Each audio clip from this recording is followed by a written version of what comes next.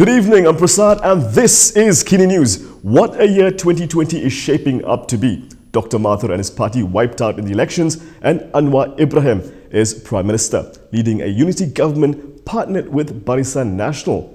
Prime Minister Anwar Ibrahim. Got to get used to saying that. PKR President Anwar Ibrahim has been sworn in as Malaysia's 10th Prime Minister.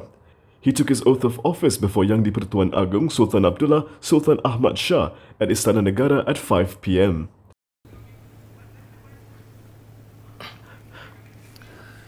Bismillahirrahmanirrahim.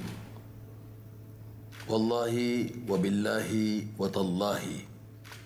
Saya Anwar bin Ibrahim setelah dilantik memegang jawatan seorang Perdana Menteri dengan sesungguhnya bersumpah bahawa saya akan dengan jujur menunaikan kewajipan-kewajipan jawatan itu dengan segala daya upaya saya, bahawa saya akan menumpahkan taat setia yang sebenar kepada Malaysia dan akan memelihara, melindungi dan mempertahankan perlembagaannya. The ceremony was aired live by national television stations and the Prime Minister's department's Facebook page. Anwar, who is Pakatan Harapan chairperson, succeeds Umno Vice President Ismail Sabri Yaakob as the country's top executive.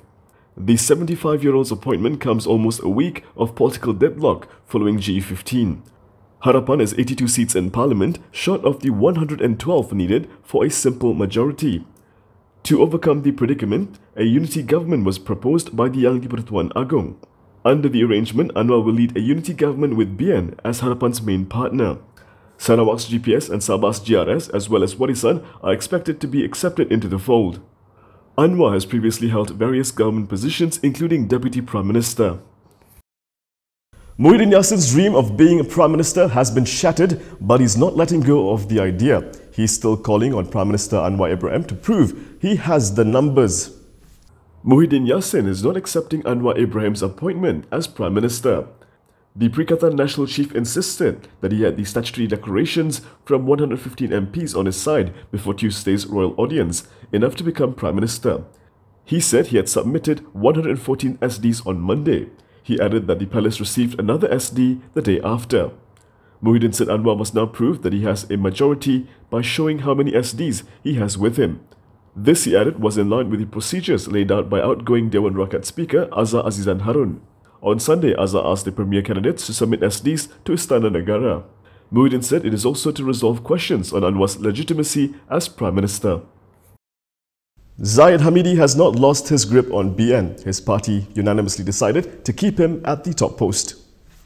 The Umno Supreme Council has unanimously reaffirmed its support for Ahmad Zahid Hamidi's leadership. The council said it wanted him to remain as BN chairperson as well.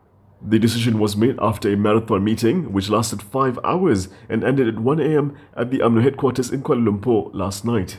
Yesterday, it was reported that MCA President Wee Ka Siong and his MIC counterpart S.A. Vigneswaran had inked a letter of no confidence in Zahid.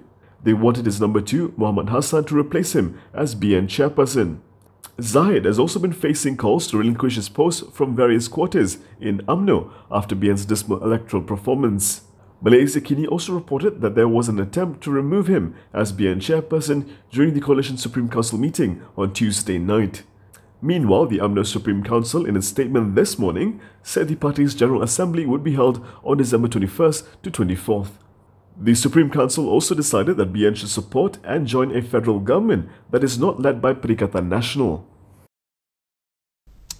Things are definitely awkward for MCA and MIC now, since Umno is firmly behind Zahid.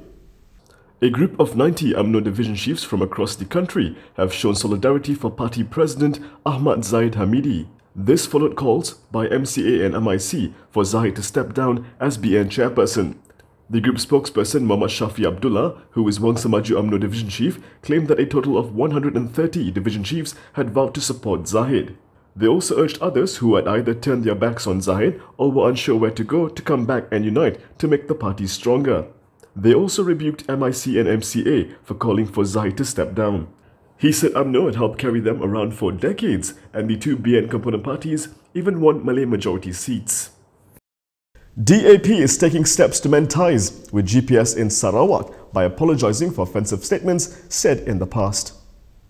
DAP Secretary General Anthony Loke has apologized to Sarawak Premier Abang Johari Openg. The apology was made on behalf of the party over any statement by DAP leaders which had offended the government and Sarawakians in the past. In a courtesy visit to Abang Johari's residence in Kuching, Loke said the discussion was held in a friendly manner. Sarawak Deputy Premier Sim Kui Hian was also present. The high-profile meeting came after the young di-Pertuan Agong's advice for GPS MPs to accept a unity government. In 2019, then DAP Secretary General Lim Guan Eng claimed that Sarawak would go bankrupt in 3 years if GPS continues to rule the state.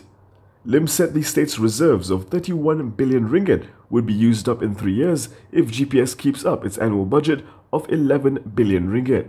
He also warned Sarawak not to become like Kelantan, which he claimed was ruled so badly they cannot even afford to pay salaries of their civil servants.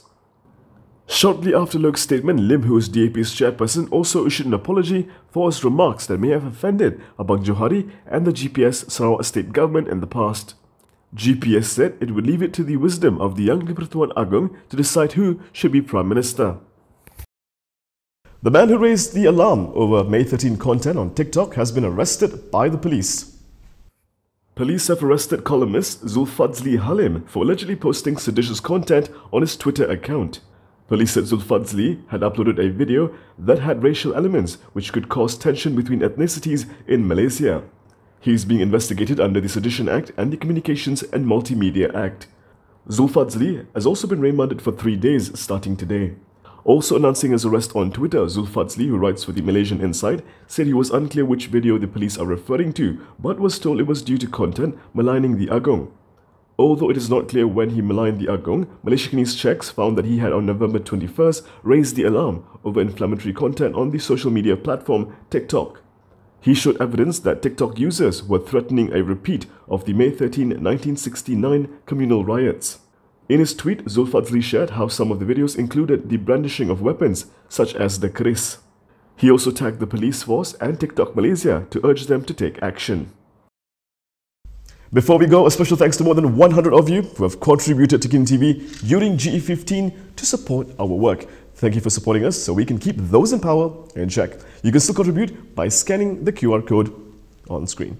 And that is all from me today. For more stories, you can go to KiniTV.com. You can also follow us on Instagram, Twitter, YouTube and Facebook for the latest news updates. If you'd like to support independent media, do consider subscribing to MalaysiaKini.com. I'm Prasad. Thank you for watching.